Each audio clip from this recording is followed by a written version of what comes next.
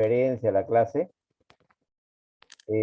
a pesar que todavía tenemos muchos estudiantes que no están en el aula. Frente a esta situación, permítanme decirles lo siguiente. Felicitaciones por los resultados en el primer examen de ginecología. Realmente me ha sorprendido el tener la mayor parte, todos los alumnos aprobados. Quiere decir que ustedes son una promoción muy buena o es brillante. Bueno, si así es, qué bueno por la universidad y qué bueno por el país. Siempre hemos tenido desaprobados en el primer examen. El promedio ha sido mucho menor y ustedes tienen un promedio elevadísimo, lo cual entonces revela que han estudiado, ustedes son muy buenos. Nuevamente, felicitaciones a todos ustedes por el resultado en el primer examen. En segundo lugar, permítanme decirles que no se confíen. En lo que queda del curso, algunos se confían, piensan que ya todo está resuelto. No es así. En el segundo examen pueden caerse y entonces baja el promedio y algunos se ven en dificultades porque en la parte final el tiempo es bien corto y a veces no se puede lograr la recuperación que se quisiera. Pero también hay una situación que tienen que tener cuidado. Les hemos dicho que los profesores vamos a llamar de manera inopinada en la clase. ¿Alguien no está? ¿Tiene falta? Yo tengo, por ejemplo, de la vez pasada 3 faltas. Y hoy día debo tener otro tanto. Los profesores también tienen la directiva de llamar de manera inopinada algunos cuantos alumnos y si no están, falta. Cuidado con el IPI. IPI significa inhabilitado por inasistencia. Y hay casos en los que el alumno se ha desaprobado o se ha autoeliminado por las inasistencias. Muy bien. Con estas recomendaciones y con la insistencia de que sigan dedicados a el estudio, al trabajo, a cumplir con todas las tareas, hacer un seguimiento permanente de participación y dedicación en la asignatura, vamos a continuar con el programa del día de hoy. Y el programa del día de hoy, vamos a empezar, es el tema situación de la madre y el neonato. Y este es un tema de mucho interés, es un tema en el campo de la obstetricia muy importante, sobre todo el contexto, el marco general, porque la mujer muere por condiciones del embarazo, del parto y el puerperio. Doctor, disculpe, no está compartiendo su pantalla. Disculpen.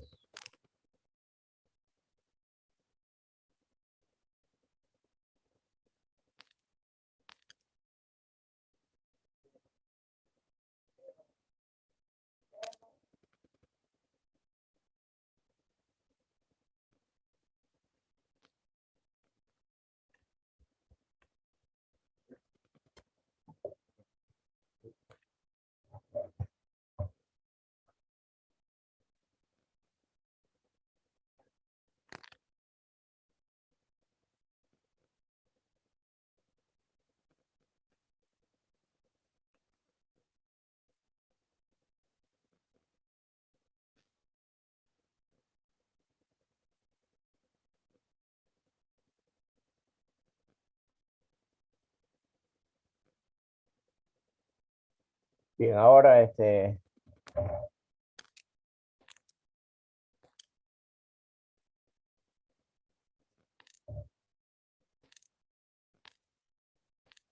Estamos compartiendo pantallas. Sí, Estamos... sí, doctor, ahora sí. Ahora sí, correcto. Disculpe. Gracias.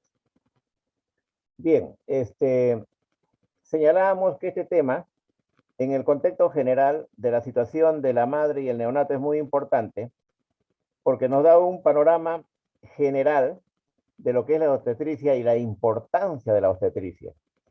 La importancia de la obstetricia radica en que cuando nosotros manejamos bien los aspectos materno-perinatales, vamos a evitar la pérdida, la muerte de una mamá y la pérdida o la muerte de un niño. Y vamos a estar frente a lo que significa la defensa, no solamente de la vida, sino del futuro de una sociedad, de un país. Ahí radica la importancia. Una mujer no debe morir por condiciones de embarazo, parto y puerperio. Este es un hecho evitable. Dentro de ese concepto, miren ustedes, partimos nosotros de la identificación de cuál es el aspecto demográfico, cuál es la situación del país desde el punto de vista de lo que es su población. Miren ustedes, hasta hace pocos años teníamos nosotros una pirámide poblacional con una base bien amplia, donde eran niños y jóvenes. Pero en los últimos años, y acá les mostramos la pirámide poblacional del 2020, tenemos nosotros una pirámide que empieza a cambiar. Al centro empieza a ensancharse. Quiere decir que en este momento, en el 2020, en el 2021, la mayor parte de mujeres tienen más de 20, 25 años, ¿no? Y ese grupo se extiende incluso hasta los 50 años. Ahí está la mayor parte de la población. El número de niños, el número de jóvenes empieza a disminuir.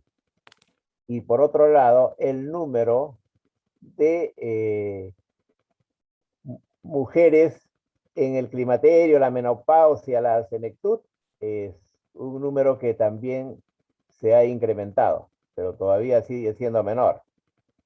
Acá, en esta etapa, de los 25 años a los 45 años, 50 años, es donde está la mayor parte de la población de mujeres.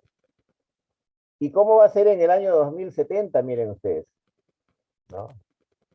De aquí adelante va a seguir disminuyendo el número de jóvenes y de niños, ¿no? Y va a seguir ampliándose el número de mujeres de mayor edad, de mujeres en el climaterio, de mujeres en la menopausia, de mujeres en la senectud. Esa es la característica o la proyección de nuestra pirámide poblacional en el mañana, ¿no? Entonces, cuando ustedes tengan que escoger una especialidad, tienen que estar viendo ya en los años adelante, cuando ustedes sean profesionales, ya no buscar las especialidades de niños, de jóvenes, sino de la gente adulta y de mayor edad, porque ese va a ser la mayor parte de la población. Y tienen ustedes acá, en relación a la población, miren ustedes cómo está la población en nuestro país. En el año 1940, miren ustedes, teníamos 6.208.000. Teníamos nosotros esa población de habitantes. En el año 1980, 81 ya éramos 17 millones. Ahí empieza a crecer la población, miren ustedes. Y de los años entonces 70, 80, 90, es donde la población va creciendo. Y llegamos nosotros al año 2021 con 33 millones, ¿no? Si vemos acá nosotros el reporte anterior en el 2020, teníamos 32 millones, cerca de 33, pero la proyección para este año es de 33 millones. Entonces, los peruanos ya somos 33 millones y deben saber ustedes que en las décadas del 70, 80 y 90 es donde se da el mayor crecimiento de nuestra población. Indudablemente que el mayor número de mujeres está en este grupo, como hemos señalado, entre 15 y 59 años.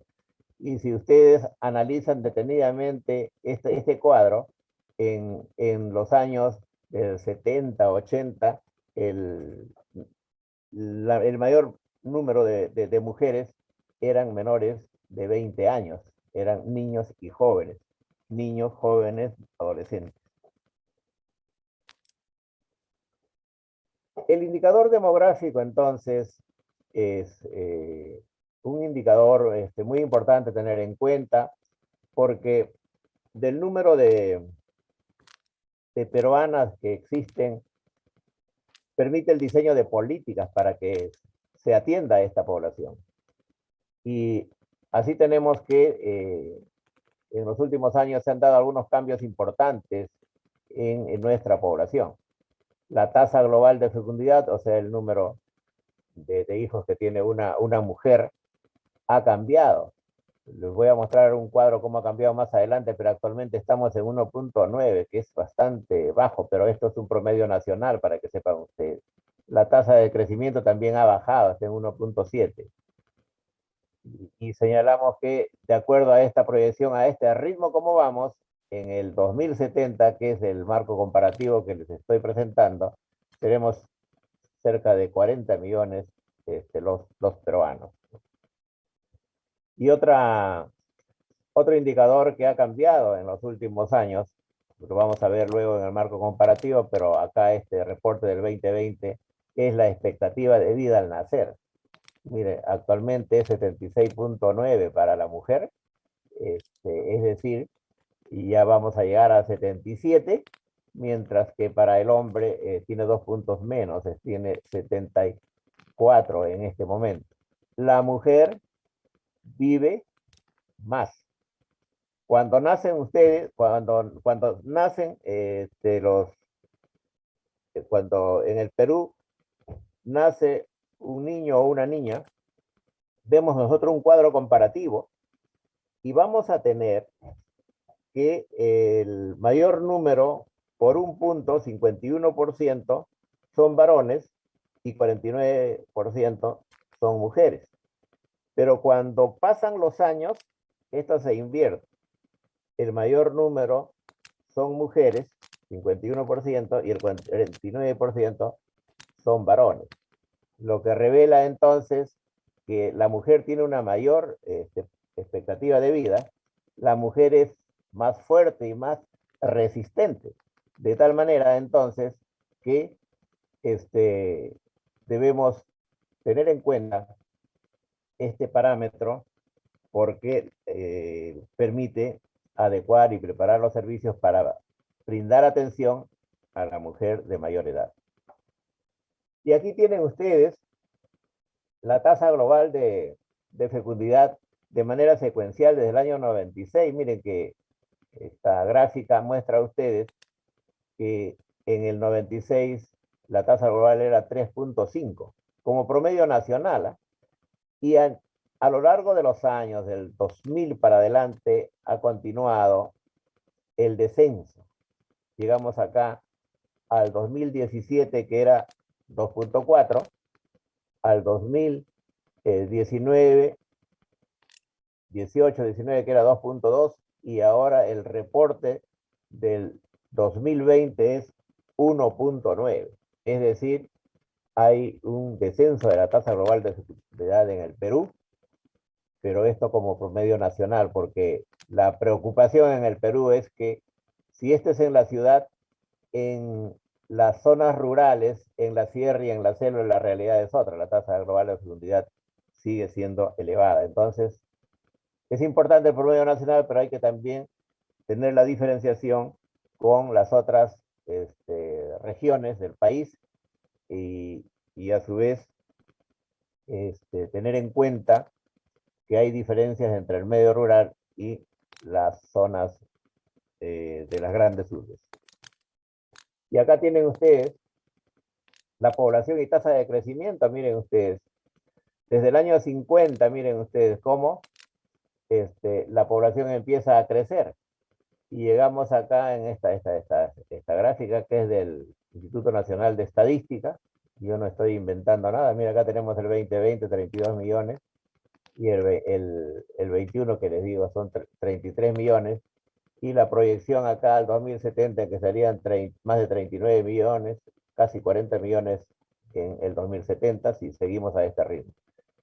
Y la tasa de crecimiento, en cambio, ha ido disminuyendo, miren ustedes.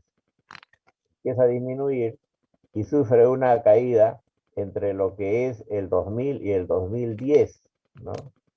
Luego sube en el 2020, ligeramente sube, pero va nuevamente a seguir una tendencia a seguir decreciendo si seguimos nosotros al ritmo de manejo o de orientación a nuestra población. Y acá tienen la gráfica de la esperanza de vida o expectativa de vida. Y es una gráfica que muestra a ustedes cómo la expectativa de vida ha cambiado del año 50 al 2030. Ustedes, si conversan con sus abuelos, les van a referir esto, que entre los años 50 y 60 era el promedio de expectativa de vida en el Perú. Llegar a los 50 años era, en estos tiempos, era un anciano ya.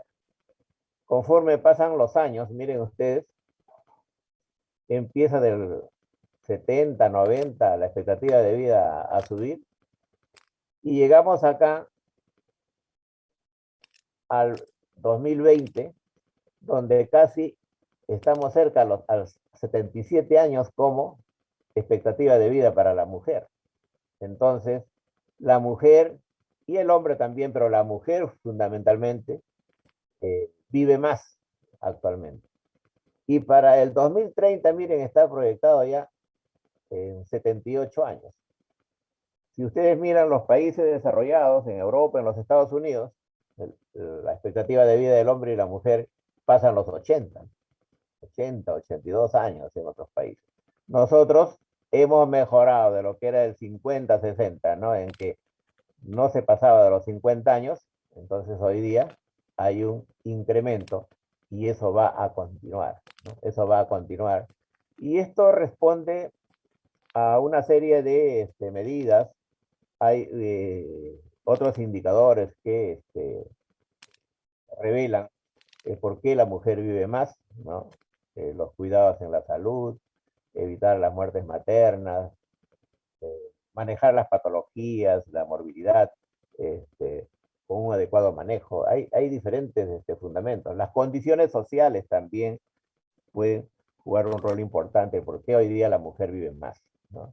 Entonces, cuando se les pregunta a ustedes cuál es la expectativa o la esperanza de vida actual, ya saben ustedes la cifra que tienen que poner, ¿no? Acá les estoy dando una fija para el examen. A mí me gusta preguntar esto. Muy bien. Dentro de los indicadores, hay indicadores importantes que tienen que ver también con la salud de la mujer. Y un aspecto a tratar y a revisar es también la educación. Por los años 50 o 60, la mayor parte de nuestra población llegaba a estudios primarios, nada más. Y había un número de analfabetos. Era enorme los casos de analfabetismo. Y con la mujer con mayor razón. ¿Por qué con la mujer? Porque de acuerdo a nuestra cultura, la mujer no se educaba en esos tiempos, antes de los años 50, se educaba el varón, quien podía tener mayor educación, cultura, ser profesional, pero la mujer no, la mujer era para los servicios de la casa, ¿no? Entonces, el índice de analfabetismo era bien elevado. Y el concepto que se manejaba en esos tiempos en la zona de menor cultura decían, ¿para qué va a estudiar la mujer? Si estudia va a aprender a hacer carta, a leer, a escribir, y va a hacer carta, y va a hacer carta al enamorado. Entonces, mejor no lo educamos. Y entonces, el analfabetismo era muy elevado. De esos años acá, miren ustedes, de los años 50, 60 al año 2020, tenemos nosotros que la población mayoritaria tiene educación secundaria completa, ¿no? Y un importante número de mujeres con educación superior. Y todavía hay un grupo en las zonas rurales, las zonas del interior del país, la sierra, la selva, con primaria solamente. Y el número de analfabetismo, mire, es bastante bajo. El aspecto educativo ha cambiado definitivamente en los últimos años, ¿no? Y qué bien, la mujer hoy día, con el concepto de equidad de género, tiende a formarse, prepararse y también hacer la educación superior y llegar a ser profesional. Y en el campo laboral, ¿no? Tenemos nosotros que ocupan diferentes funciones, diferentes actividades. La mujer hoy día está en el campo profesional, en ingeniería, en medicina, ¿no? A propósito, en tiempos cuando yo era estudiante de medicina, solamente el 7% eran mujeres, el resto eran varones. Hoy día, mitad, mitad, y a veces hay más damas que hacen la carrera de medicina y en otras carreras también, y ocupan en el campo laboral diferentes funciones profesionales en el Estado. Están también las mujeres en las instituciones públicas, las instituciones privadas, están en la política, están hoy día en el Congreso, en el Poder Ejecutivo, están en las Fuerzas Armadas, ¿no? Fíjense ustedes, y eso es bueno, eso es bueno, la mujer en todos los campos, hoy día hay hasta generalas ya, mujer en el ejército, en la policía, ¿no? Entonces está en todos los espacios y eso es bueno para avanzar hacia una equidad de género. Pero hay un área en la sociedad, hay instituciones en la sociedad que no ha cambiado. Y le voy a preguntar a Becerra, Becerra Bautista, dígame, ¿cuál es esa área? ¿Becerra está? No está Becerra. Chunga Linares, Cris. Chunga Linares, tampoco está. Echeverría Almeida, Buenos días, doctor. ¿Me escucha? buenos días. La pregunta, si nos ha seguido la secuencia, ¿en qué institución no hay cambios todavía la mujer está postergada? Mm, yo podría decir que principalmente estos todavía se mantienen en áreas rurales del país, ¿no? ¿En Que qué principal, instituciones? eh, Les he dicho que están en las instituciones donde cumplen funciones profesionales, en la política, en las Fuerzas Armadas, en todos los espacios está la mujer, pero hay una donde todavía no se ha avanzado mucho o no se ha avanzado nada. ¿Qué institución es la más conservadora? en la religión, doctor. La Ujú. iglesia, ¿no? Porque acaso hay papa que sea una dama que llegue a la categoría de papa, ¿acaso la mujer hace misa? ¿No? Las madres hacen misa, no hacen misa, ¿no? Entonces todavía es una institución que no ha cambiado y no hay equidad. Muy bien, gracias, Andrea. Doctor, disculpe. ¿Aló? ¿Sí? ¿Sí? Doctor, disculpe, no pude responderle. Estaba conectado desde mi computadora sin micrófono. Está usted distraído. ¿Su nombre? Ah, Daniel Becerra. De ser, correcto. Muy bien, seguimos. La mujer en el campo laboral, miren ustedes, el desarrollo social del país hace que la mujer todavía no tenga un empleo adecuado. La mayor parte de las mujeres está subempleadas. Si bien es cierto que hay un grupo ya profesional que tiene ubicación, que tiene lugar, que tiene actividad, gran parte de las mujeres trabajan en el subempleo, ¿no? En faenas que no tienen una formalidad en el empleo. El empleo adecuado todavía sigue siendo limitado y muchas mujeres se dedican solamente al hogar, ¿no? No tienen un empleo. Aquí en esta misma lámina, aprovechando esta lámina, señalo que faltan servicios en el país, en el campo social. Falta agua potable, red de alcantarillado, luz eléctrica, servicios de salud. O sea, es una carencia para la mujer, para todos en general, pero de manera particular la mujer sufre estas limitaciones en el país, sobre todo en las zonas rurales.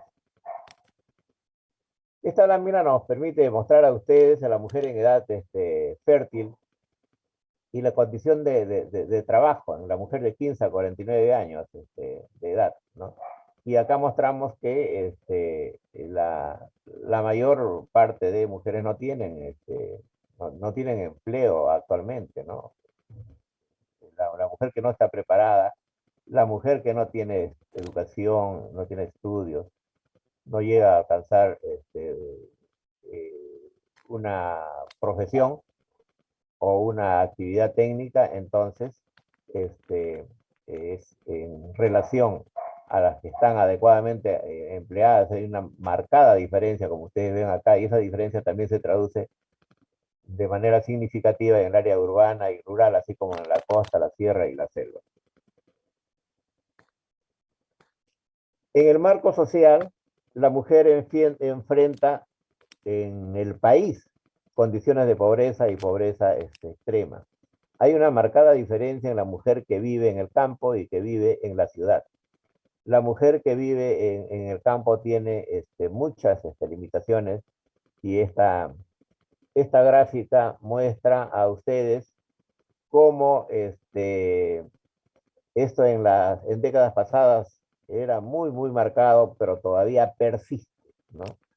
La mujer de las zonas rurales, la campesina, de los lugares distantes donde hay todas las limitaciones en servicios, en carreteras, ¿no? Ahí tenemos mujeres en condiciones de pobreza o pobreza extrema. Y cuando migra, porque hubo un fenómeno migratorio a partir de los años 60 y se intensificó a partir de los años 80 con motivo de la subversión y el terrorismo, entonces la migración continuó. Es la pandemia la que ha detenido y de repente, de manera contraria, gran parte de nuestra población empieza a retornar a las zonas rurales de donde provenía. Pero en muchas condiciones, la mujer enfrenta esta situación de pobreza extrema. Tienen ustedes acá cómo ha evolucionado la pobreza en los últimos años. Si acá en el punto de partida es el 2004. Fíjense ustedes que teníamos condiciones de pobreza de 58.7 acá, pero ha ido bajando. Miren, estas son estadísticas oficiales, ¿no? Y en el 2019, 2020 llegamos acá con 20.2, con condiciones de pobreza en general. Pero lo que nos preocupa y nos llama la atención a nosotros es que esa pobreza extrema acá es 17.3, que es bastante elevado. Pobreza extrema es el que no tiene nada, ¿no? No tienen ni para subsistir en el día, ¿no? Y acá también hay diferencias entre la pobreza entre la zona urbana y la zona rural, ¿no? La pobreza extrema en la zona urbana, tenemos acá esta estadística de 1, y en la pobreza extrema en la zona rural de 9.8, ¿no? O sea, hay modificación de esta condición social de pobreza, pero es un problema que arrastramos desde hace muchos años, de los pobres en el Perú, lo cual constituye el primer problema sanitario que tenemos que resolver. No solamente es un problema social, es un problema también de salud, porque las limitaciones en las condiciones sociales conllevan a problemas de salud, que a veces es muy difícil resolver. Otro de los indicadores que debemos revisar es la desnutrición infantil. Miren ustedes, la desnutrición infantil y materna. Acá el punto de referencia, según entes, es el 2007. La desnutrición infantil era 28.8 y la desnutrición materna 15.4. Al año pasado, ¿no? La desnutrición infantil, según el informe oficial, es de 12.1. Quiere decir que ha mejorado la desnutrición infantil, ¿no? Así como muchos indicadores de salud en los últimos años ha mejorado. La desnutrición materna también ha mejorado, ¿no? Entonces decimos, a lo largo de todos estos años, de la última década, es esperanzador la mejora de estos indicadores. Pero hay un dato que ustedes deben saber, que la desnutrición crónica en menores de 5 años es el problema que enfrenta el país en este momento, ¿no? Fíjense ustedes, hay regiones, y esta es cifra del año pasado, del 2020, este cuadro, donde Huancavelica tiene 31.5, Loreto 25.2, Cajamarca, Huánuco, Ayacucho, Pasco, Amazonas, Apurímac, sobre todo, el trapecio andino y algunas regiones de la selva tienen los casos de desnutrición crónica, ¿no? Es decir, esta situación irreversible, ¿no? Irreversible. Sí. Permítanme un momentito, por favor.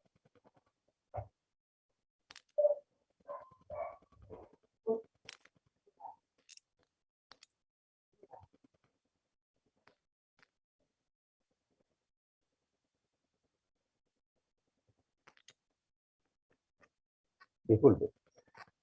Entonces, decíamos que esto es irreversible, porque daña no solamente físicamente a los niños, ¿no?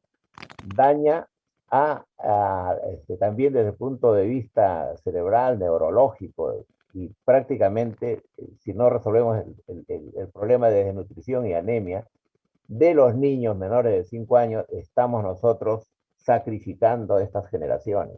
De ahí la importancia entonces de referirnos a este tema como un problema no resuelto.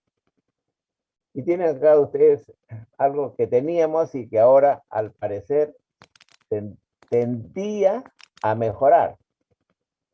Es decir, en las décadas pasadas la ingesta de calorías recomendados por la FAO era de 2.500 calorías. Y en el Perú teníamos nosotros gente que consumía 2.000 calorías o menos de 2.000 calorías. Eso lindaba con la muerte.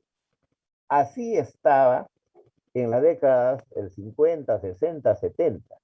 Y en los últimos años esto empezó a mejorar. Pero ahora con la pandemia del 2020 para adelante, indudablemente que esto es preocupante porque las condiciones de pobreza, la falta de ocupación, la situación que enfrentan las familias por falta de trabajo, entonces hay un retroceso en todo esto y tiene que ver con lo que significa la ingesta calórica y la alimentación de nuestra población y de manera particular la de las mujeres para enfrentar las diferentes noxas, las diferentes situaciones que pueden comprometer su salud.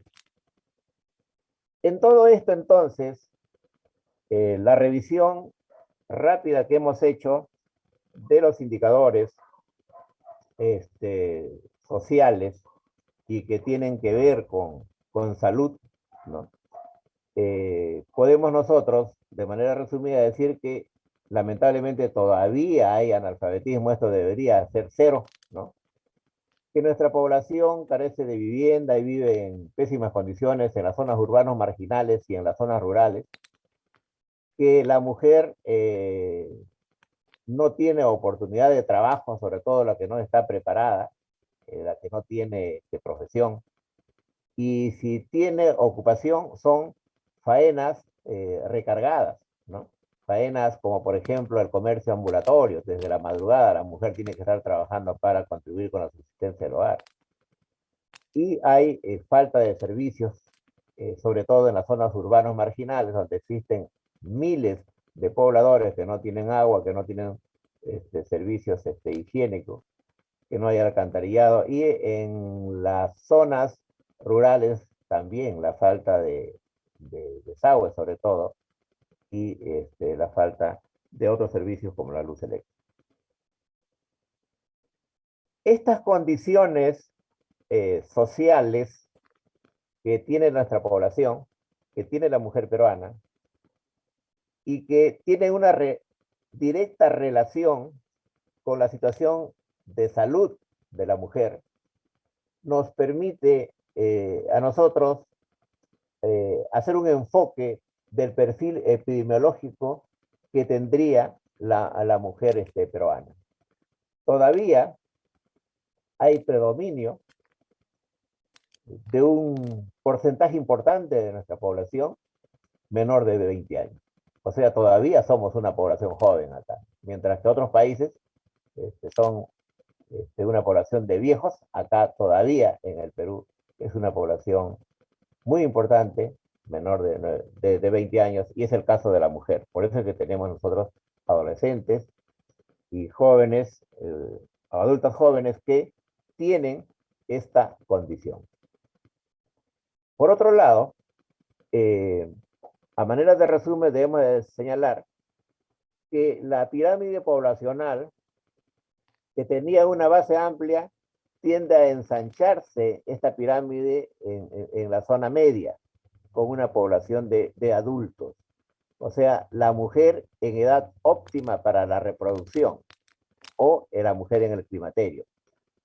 Esa es la edad donde tenemos el mayor número de mujeres. Que en los últimos años hay un incremento del número de mujeres en el climaterio y la menopausia y la tercera edad. Sí, se ha incrementado, como hemos mostrado nosotros el cuadro, se está incrementando y se va a incrementar más en los próximos años, ¿no?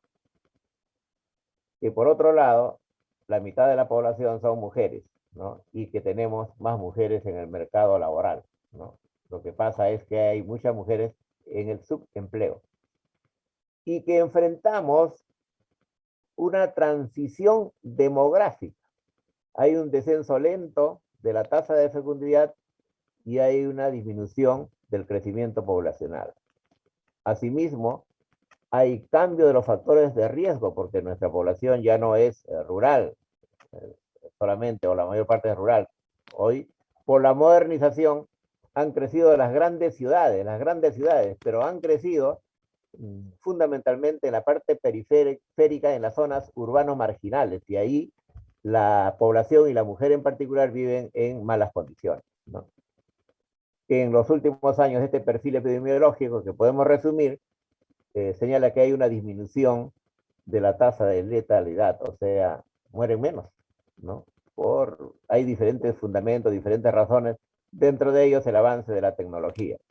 Y por otro lado, que asistimos en estos tiempos, dentro de toda la problemática y las limitaciones que podemos tener, a una mejor expectativa de vida, a una mejor esperanza de vida de la mujer, como ya hemos señalado. El perfil epidemiológico también señala que lo que era algo muy común en los años anteriores, como es, por ejemplo, la mujer con muchos hijos. Por los años 70, 80, la mujer tenía muchos hijos, tenía 8 o 10 embarazos, 3 embarazos. Fíjense ustedes, cuando yo era residente, hice una historia clínica y en una mujer que era su G19, grávida 19. Toda su vida, esa mujer que empezó muy jovencita, siendo adolescente, toda su vida se había pasado embarazando, ¿no? Entonces, eran las grandes multíparas, las multíparas. Ahora, esto está cambiando. La mujer, sobre todo en las ciudades, tienen 1 o 2 hijos, pero todavía tenemos la sierra y la selva donde tenemos múltiples y grandes múltiples, así como el embarazo adolescente, que es un problema cuya estadística está oscilando, pero que en las últimas décadas ha oscilado entre el 19 y 22%. Hasta el año pasado, el análisis que hacíamos, decíamos nosotros, hace 20, 25, 30 años estas estadísticas eran parecidas. Ahora estamos casi igual, ¿no? El embarazo en adolescentes es un problema que no se ha resuelto, como vamos a ver luego, ¿no? Bueno, esto ya hemos señalado, ya hemos enfatizado que hay un predominio o hay un número importante, para señalar mejor, de mujeres menores de 20 años y que hay un incremento en la expectativa de vida. Y otro aspecto en el perfil inmunológico que se agrega es la violencia familiar. Miren ustedes, la violencia familiar. En mujeres hay un 70% de violencia, en hombres el 27%. O sea, la violencia es una de las características de nuestro medio, que ya ustedes lo revisaron esto con la doctora Marta Rondón en su oportunidad. En todo esto, ¿cuál es la realidad de salud materna en el Perú? Para intentar seguir resumiendo, que asistimos nosotros en el Perú todavía a altas tasas de nutrición materna e infantil. O sea, es un asunto no resuelto, ¿no? Altas tasas de mortalidad neonatal, altas tasas de mortalidad materna. Y hay la reaparición de enfermedades que se consideraban controladas. Hasta hace pocos años decíamos, ya, acá hemos controlado la tuberculosis, hemos desaparecido la malaria, ¿no? Hemos controlado el dengue, hemos controlado las infecciones de transmisión sexual. Y bueno, el sarampión hasta ahora está controlado, pero tiene a veces sus fases de repunte. Enfermedades que habían desaparecido reaparecen. A eso se llama enfermedades reemergentes. Por ejemplo, por los años 60, 70, la malaria o el paludismo era una situación terrible en el país. Gracias a las campañas, a todas las actividades de fumigación que se hizo, se logró controlar, pero ahora nuevamente es un problema en las zonas tropicales. Y por otro lado, asistimos a un incremento de las enfermedades crónicas y degenerativas. Así como hay enfermedades transmisibles que está presente acá, ¿no? Hay un incremento de las enfermedades crónicas y degenerativas.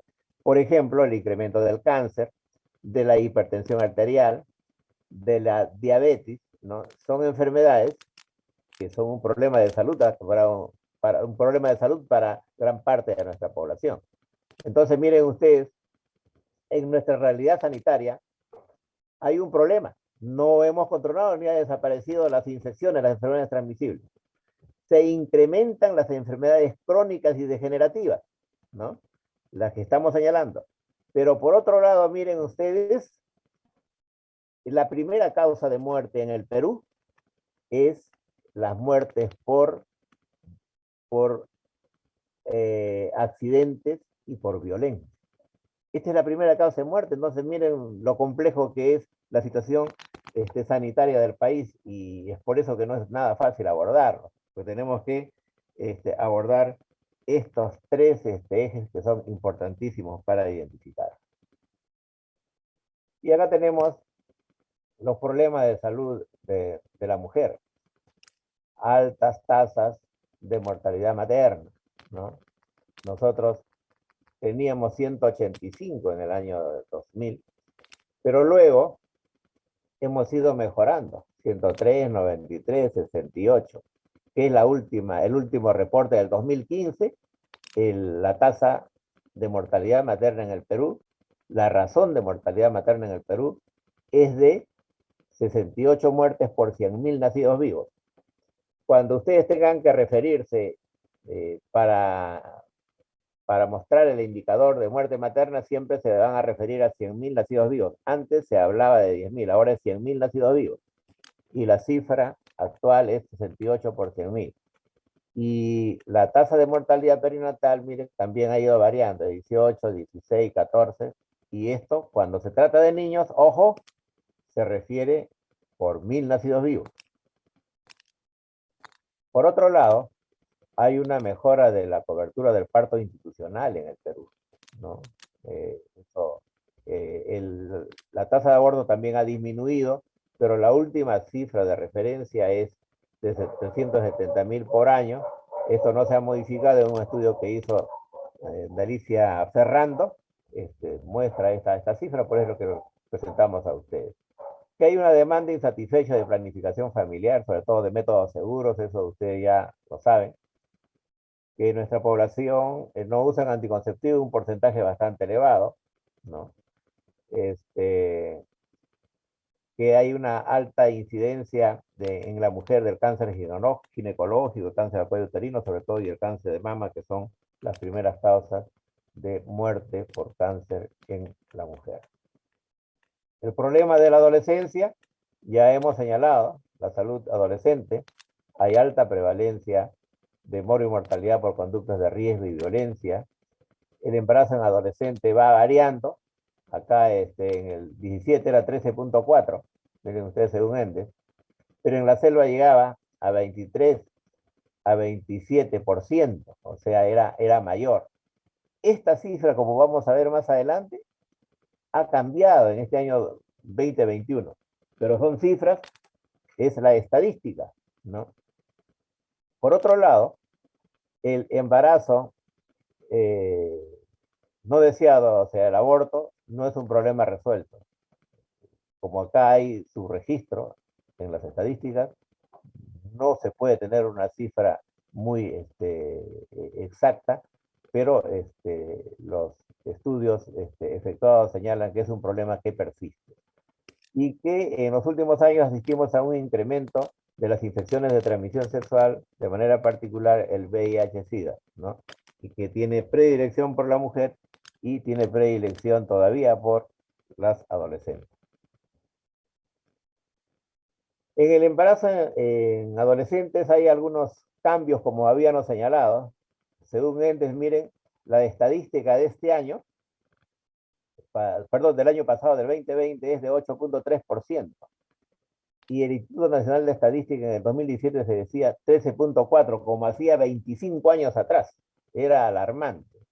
Esta cifra, como es oficial, lo muestro, pero nosotros señalamos que hay que discutir estos temas, por lo menos discutirlo, porque no se han hecho muchas cosas para que esto cambie, ¿no?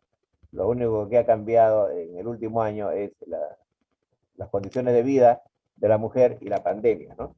Y lo que sí es cierto que en las zonas rurales el porcentaje de embarazo en adolescente es 12.4. Pero por otro lado, hay lugares como por ejemplo Ucayali, San Martín y Loreto, que tienen cifras más elevadas que el promedio.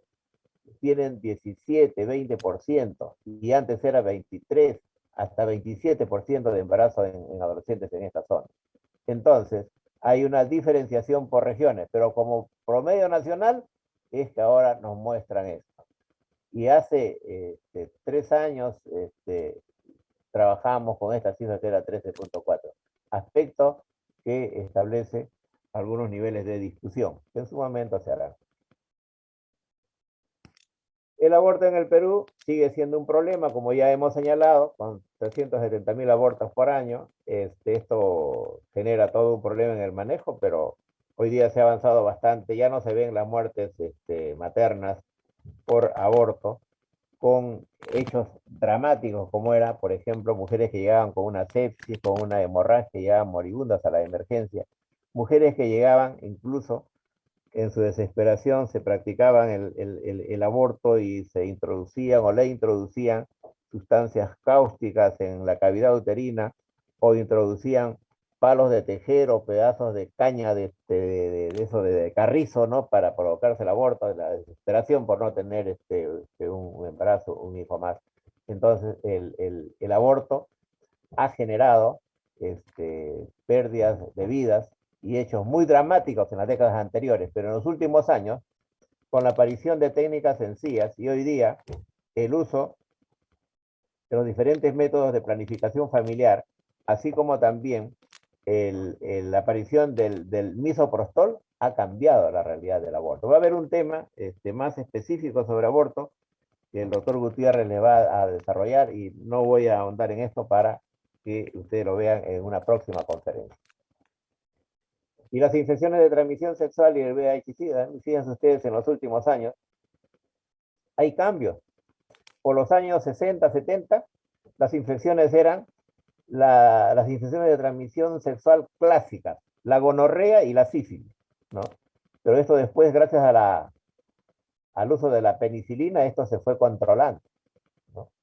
Y en los próximos años, los que eran las infecciones por gérmenes intracelulares, los casos de uretritis, y le llamaban uretritis inespecífica, porque no identificaban el germen. Hoy día ya se sabe que estas son infecciones por clamidias, por micoplasmas, gérmenes intracelulares, y que está muy desarrollado, muy difundido en la población. Mujeres jóvenes, adultas, de diferentes edades con este tipo de infección, ¿no? Pero al lado de estas infecciones de transmisión sexual, que son realmente preocupantes por las infecciones crónicas que generan y porque pueden llevar a la infertilidad, hay otros hechos mucho más graves. El VIH-Sida que todavía persiste, donde por cada 3 hombres hay una mujer con el VIH-Sida, ¿no? Y entonces eso es preocupante y hay que seguir teniéndolo en cuenta y tomando acciones para controlarlo o para evitarlo. El cáncer en la mujer es otro de los problemas que debemos referirnos nosotros cuando hacemos esta breve revisión. Hay 5 cánceres por cáncer en la mujer en Lima, ¿no? El primero es el de mama, el de estómago, el cuello uterino, pulmón y trastornos hematopoyéticos. Como país, primero está el cáncer al cuello uterino y después está el cáncer a la mama.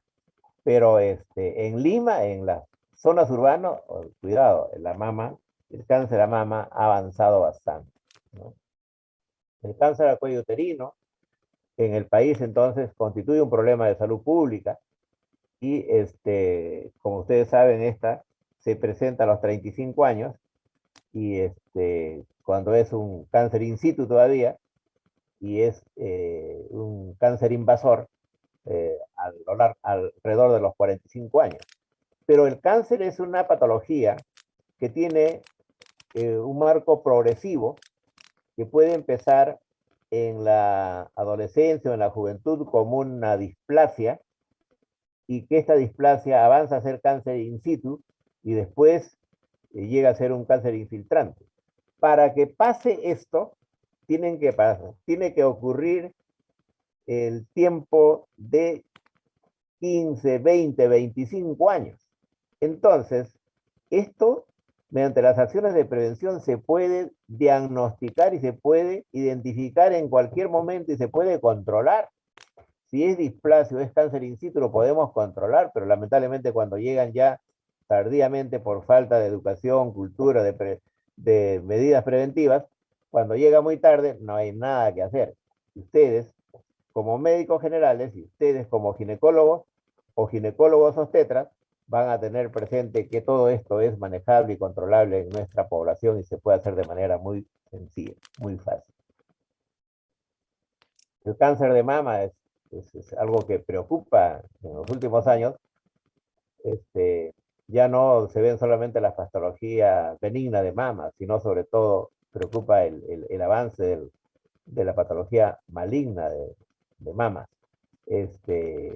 Al año hay 4.000 nuevos casos y estos, un porcentaje importante, un 80% de estos llegan a ser carcinomas o adenocarcinomas ductales, el cual hace que sea un cuadro muy, muy, muy grave. Este es un problema de salud pública que también es controlable si asumimos las medidas preventivas, como ya ustedes saben. Llegamos entonces a revisar la razón de muerte materna en el Perú, después de revisar todo lo que es las condiciones demográficas, sociales, el perfil epidemiológico, los principales problemas de salud de la mujer. Llegamos nosotros a lo que es el embarazo y la muerte o la pérdida de una mujer por motivo de un embarazo, parto y puerperio. Este es un cuadro que va desde el año 80, del 80 al 2015, miren ustedes. En el año 80 tendríamos 318 muertes por 100.000 nacidos vivos. Esa era la razón de muerte materna, ¿no? Pero luego llegamos al año 2000, donde era 185. Tuvo a lo largo de esas décadas un ligero descenso. Entre el año 99 y 2000 hubo todo un trabajo de los diferentes países del mundo civilizado, se puso de acuerdo para desarrollar una estrategia y establecer metas y objetivos a alcanzar el año 2015. Compromiso que lo asumió también el Perú. Muchos países del mundo suscribieron este compromiso y a eso se llamó las metas y objetivos del milenio, ¿no? Los objetivos del milenio, del 2000 al 2015. Y fíjense ustedes que se hizo un trabajo intenso, proyectos, preparación de los recursos humanos, capacitación en todo el país, dotar y mejorar los servicios para el diagnóstico correspondiente, para la atención correspondiente, para las emergencias. Hubo 3 proyectos en esos años en el Ministerio de Salud. Un proyecto que se llamaba Fortalecimiento de los Servicios, otro proyecto que se llamaba Salud y Nutrición Básica, y otro proyecto que se llamaba Proyecto 2000. Todos ellos, miren, ¿qué motivaron? Que las instituciones públicas, privadas, diferentes organizaciones se comprometieron y bajaron la razón de muerte materna en el Perú. Al 2015, la meta era alcanzar 66 muertes por 100.000 nacidos vivos, llegamos a 68. Estuvimos a 2 puntos de alcanzar los objetivos del milenio, pero estuvimos entre los 20 países que tuvieron mejor resultado en estas metas y objetivos del milenio. O sea, fue un gran avance en el tema de muerte materna. Antes moría la mujer en un mayor número, fíjense ustedes, por los años 60 decíamos morían 600 por año, acá ya son en el 80 318 y miren, en el 2015 ya llegamos a 68, a 68. Un avance importante en los últimos años en cuanto se refiere a la razón de muerte materna. Y tienen ustedes acá, en esta lámina, del año 2000, no, miren ustedes, la lámina anterior mostraba la razón de muerte materna, ¿no? Este es el número de muertes maternas, ¿no? Y el número de muertes maternas, acá miren ustedes, en el año 2000, eran 605 mujeres morían, ¿no? Por embarazo, parto, puerperio. Y acá llegamos al 2005, ya eran 596. Llegamos acá al 2010, ya eran 457. Al 2015, llegamos nosotros a 412 mujeres, ¿no? Que morían. Y esto siguió bajando, el 16, mire, bajó el 16. Siguió el 2017 y siguió el 2018, con cifras bajas. Y el 2019 fue el año que tuvo el menor número de muertes maternas, el 19. O sea, hemos estado, después que llegamos al 2015 y alcanzar los objetivos, o estar cerca de alcanzar los objetivos del milenio, hemos seguido bajando y llegamos hasta el 2019 en un proceso de avance, de desarrollo, de evitar que la mujer muera cada vez en un menor número, pero llegamos al 2020 y la situación se detiene y cambia. Cambia, miren ustedes esta lámina. La mujer muere, ¿no? Por las causas directas, que son, en primer lugar, hemorragia, en segundo lugar, preeclampsia, eclampsia o enfermedades hipertensivas del embarazo, en tercer lugar, por abortos y sus complicaciones, y en cuarto lugar, por infección, por sepsis o infección obstétrica, ¿no? Esas son las causas directas. Pero en estos últimos años aparecen las causas indirectas, o sea, los procesos intercurrentes que llevan a la muerte de la mujer. Pero en el año 2020 viene el COVID, y el COVID nos cambia el cuadro y se incrementa en el número de muertes maternas nuevamente en el 2020, ¿no? Y el 2021 sigue subiendo, entonces la mujer muere por causas indirectas y la primera causa se constituye el COVID. Entonces el COVID está afectando a nuestra población y es un problema entonces en este momento todavía no resuelto. Ojalá que en esta disminución de las últimas semanas continúe y evitemos que la mujer siga muriendo, porque de hecho ha cambiado nuestra estadística y el avance, ¿no?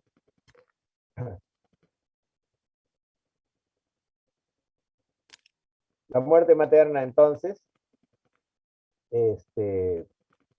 la razón de muerte materna mejoró sustantivamente y en el Perú sigue siendo importante como país, como primera causa de muerte materna, la hemorragia.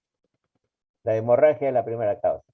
Pero en la ciudad, las enfermedades hipertensivas del embarazo, la preeclampsia, eclampsia, se han incrementado y en muchos lugares la preeclampsia pasa a lo que es la hemorragia. Siendo la preeclampsia, eclampsia una enfermedad tan antigua, pero no resuelta hasta el momento, constituye entonces en la ciudad la primera causa de muerte materna y amenaza ubicarse muy cerca a la primera, que es la hemorragia en el país. Y cuando hablamos de hemorragia, la primera causa de muerte en el Perú es en el posparto. El 50% de las mujeres que mueren por hemorragia mueren en el posparto. Entonces acá hay una reflexión desde ahora para ustedes jóvenes. Muchos bajan la guardia después que nace el niño. Creen que cuando nace el niño ya el problema terminó y se resolvió. Abandonan a la paciente. Y en esa etapa de las primeras horas después del parto, eso se produce la complicación, donde se produce la desgracia, la pérdida de una madre. ¿Por qué? Porque no se contrajo el útero, hizo una hipotonía o atonía uterina, porque había un desgarro y no se dieron cuenta y estuvo sangrando del cuello, de la vagina, porque había una hemorragia en el canal del parto, o porque quedaron restos placentarios o se quedó la placenta y se desangra la paciente en el posparto inmediato, o porque la atención del parto fue de manera muy traumática y generaron una inversión uterina y la paciente se desangra por una inversión uterina, ¿no? Entonces, eso sigue siendo un problema latente, es frecuente, es común, ustedes lo van a ver, ustedes lo van a enfrentar y requiere que ustedes estén avisados, conozcan, y esto va a ser motivo del curso, que manejen técnicas y procedimientos para salvar la vida de la mujer. La Organización Mundial de la Salud en este momento dice que cuando en la razón de muerte materna hay 20 o menos,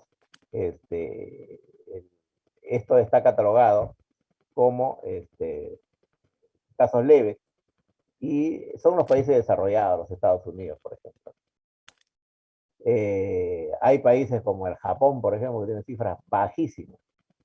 Cuando una mujer en estos países desarrollados, en el Japón, por ejemplo, se muere, cae el ministro de Salud. Entonces no tiene por qué morir la mujer. Acá, en cambio, todavía se mueren 300, 400 y no pasa nada, ¿no? Según la Organización Mundial de la Salud, la muerte materna es moderada cuando es entre 20 a 40 por 100.000 nacidos vivos, como por ejemplo Argentina, ¿no? Es alta entre 40 a 149, acá ubicamos al Perú, como Chile, Perú. Y es muy alta, ¿no? Cuando mueren más de 150 mujeres, como por ejemplo Bolivia y Haití en Latinoamérica, ¿no? En América del Sur, en Latinoamérica, más de 150. Y van a ustedes ver en el mundo los países del tercer y cuarto mundo, en el África y en el Asia, que tienen cifras de 200, 300 todavía por, la 100, por 100.000 nacidos vivos. Entonces, en esos lugares realmente todavía sigue siendo dramática la atención materna y la preocupación por la salud de la mujer. Tendencia de los indicadores asociados a la mortalidad materna. Miren ustedes, la muerte materna tiene mucho que ver con el control prenatal. Nuestra cifra oficial es excelente, miren ustedes acá, ¿no? Del control prenatal. Sin embargo, la mujer se controla y termina luego en una muerte materna. ¿Qué quiere decir ahí? Que este control prenatal no fue de calidad. El parto ya no es en domicilio como era en décadas anteriores, ahora el parto es en los establecimientos de salud. Y la mujer llega al centro de salud, al centro materno infantil, llega al hospital, pero todavía se muere. Miren ustedes, estas son cifras que parecerían, ¿no? Excelentes, bonitos, pero la realidad a veces es otra. La atención del parto calificado, ¿no? Es decir, acá hay un plan de parto y una atención por profesional en las mejores condiciones, ¿no? Y la afiliación al seguro. Antes la mujer, pues, no tenía seguro, ¿no? Hoy día se ha avanzado en esto y hay que ser justos. En los últimos años, la mujer tiene el seguro social o tiene el seguro del SIS o tiene un seguro privado y entonces tiene forma como atenderse. Entonces, se ha avanzado bastante en el aseguramiento al SIS y eso da la posibilidad que cuando una mujer llegue no tenga la angustia que porque no tiene dinero no se puede atender y se muere, ¿no? Hoy día, si se afilió al SIS, hay la obligación de brindarle todo. En esta parte se ha avanzado. Y acá tienen el otro de los problemas, que es el número de partos en adolescentes, ¿no? Jóvenes que acuden para la atención de su parto, y el total de partos adolescentes que todavía es importante a considerar, ¿no? Y hay un número de partos acá que es adolescentes de muy tiernos, ¿no? O sea, entre 10 y 14 años, entre puber y adolescente, miren ustedes, ¿no? O sea, hay una casuística importante todavía, ¿no? Y el otro grupo es de adolescentes de 15, 17 años que tienen un mejor término. Pero lo de acá, esto, con seguridad, son productos de violación y terminan en condiciones de elevadísimo riesgo que le puede costar la vida a la mujer por un embarazo en su adolescencia.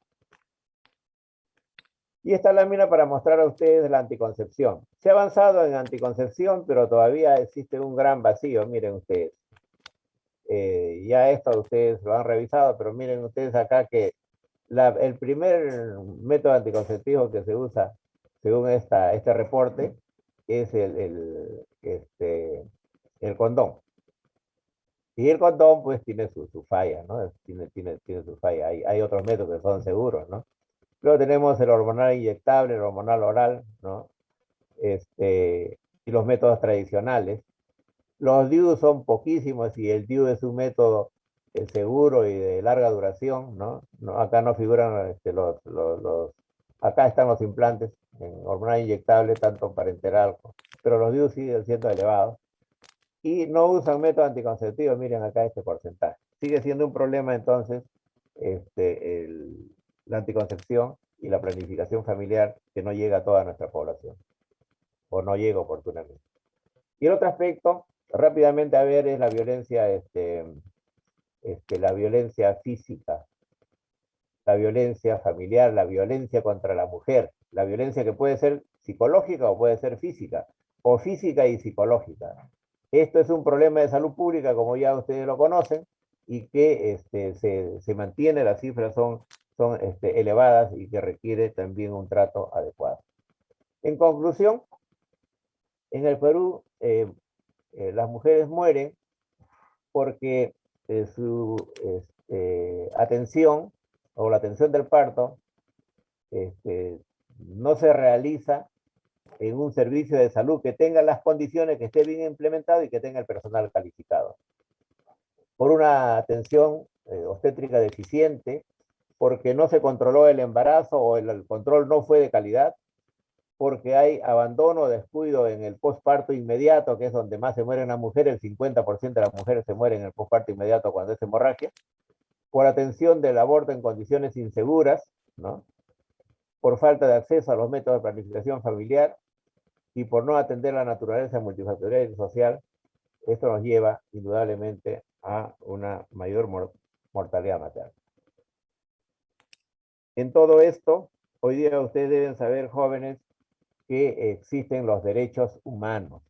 No estamos hablando solamente de la posibilidad que hay que atender a la paciente. No, esta mujer que podría fracasar si no tomamos las medidas adecuadas tienen derechos, porque son los tiempos de los derechos humanos. O sea, el ser humano tiene derechos en todo el mundo. No estamos haciendo ningún favor para atenderla y para evitar que una mujer muera por embarazo, parto y puerperio. Los derechos reproductivos son otros derechos que están vigentes hoy día y que ustedes saben que una mujer tiene derecho a la vida sexual sana, derecho a tener sus hijos, a planificar su familia, el derecho a establecer los hijos que desee, la pareja lo define. Y en los últimos años decimos, lo puede decidir la mujer solamente. Derecho a protegerse contra las infecciones de transmisión sexual, derecho a la planificación familiar, o sea, la mujer tiene derechos sexuales y reproductivos. En todo esto, lo que podemos explicar a ustedes en el tema de mortalidad materna, esto engancha rápidamente con la mortalidad perinatal, con la mortalidad neonatal. O sea, rápidamente engancha el primero con el segundo, o lo que ocurra con el niño tiene que ver con el embarazo. Lo que ocurre con el neonato es lo que arrastra del embarazo. Si controlamos bien el embarazo, si seguimos, hacemos buen seguimiento del embarazo, entonces vamos a tener un niño en buenas condiciones, un parto en buenas condiciones, todo va a ir bien. Pero si no se controla, si no es atendida, si es abandonada, el problema que tiene la mamá lo va a heredar o va a ser más complicado con el neonato. Y miren ustedes acá la tasa de mortalidad en niños en primer lugar. En niños, la tasa de mortalidad infantil. Del 2000 al 2020 también mejoró este indicador también. Hubo avance en la década anterior en el tema de mortalidad del adulto, mortalidad materna, mortalidad infantil. Miren ustedes acá, de 30.1 en el 2020 era 12.6 por 1000 nacidos vivos. Avance importante. Pero vean acá que la mortalidad neonatal que era en el 2009-11, esto ha avanzado muy lentamente, no se ha modificado mucho. Acá está el problema. Y tiene que ver con ese trabajo que se hace con la mamá y que debe traducirse en el niño, en el neonato. Miren ustedes, es todavía una cifra importante de 8 por 1000 nacidos vivos. Y las características, ¿cuáles son las características de estas disfunciones en el neonato? En primer lugar, un neonato muere porque nace prematuro o inmaduro, muere porque tiene alguna infección, muere por que trae alguna malformación congénita, muere por asfixias y causas relacionadas al parto, miren ustedes, muere por aspiración láctea y alimento regurgitado. Estas son las causas de muerte en el neonato. Y tienen ustedes acá otro cuadro para mostrar las causas de mortalidad neonatal, y quiero destacar acá, en primer lugar, que la mayor parte de estas muertes a veces no se llega a establecer. Entonces, miren, muerte fetal no especificada. Y muerte por hipoxia, ¿no? El sufrimiento fetal y el nacimiento del niño en malas condiciones y la hipoxia correspondiente, ¿no? Y luego acá muerte por las complicaciones en el embarazo, el trabajo de parto y del parto.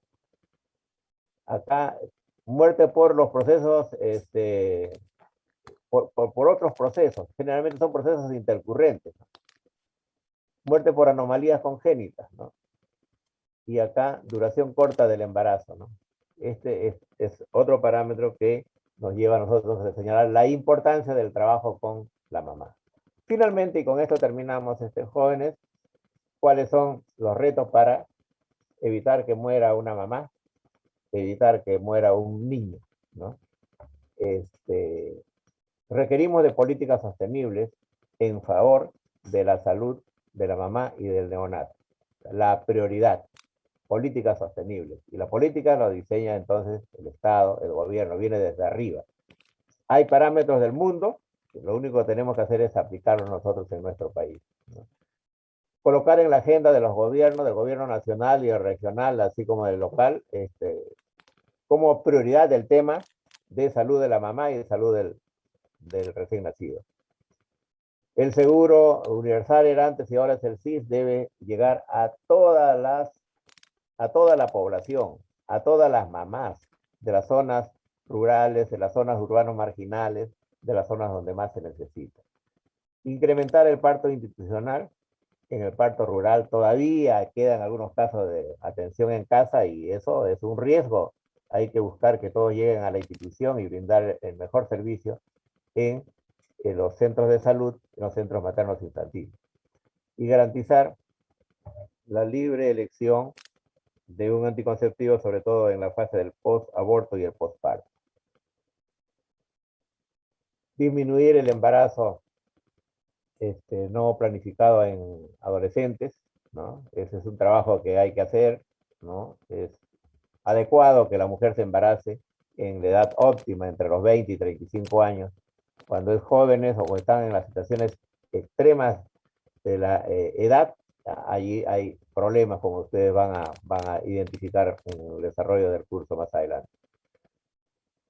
Garantizar acá, esto era un tema antes de la pandemia, habíamos desarrollado una estrategia que era la atención con acompañantes.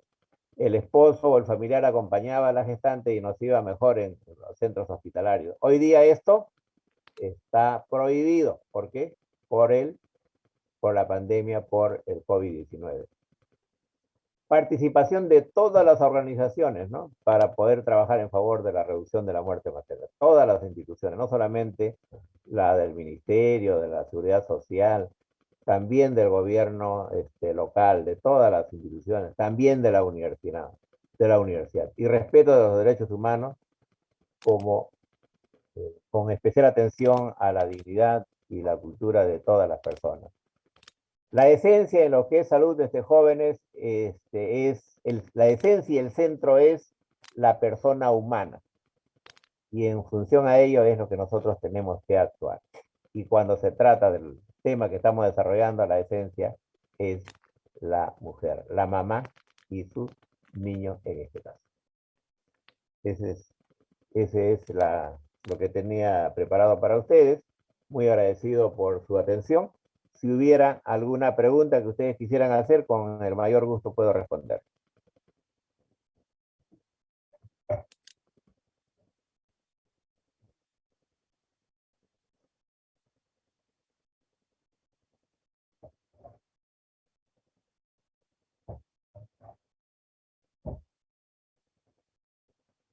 ¿Hay alguna pregunta?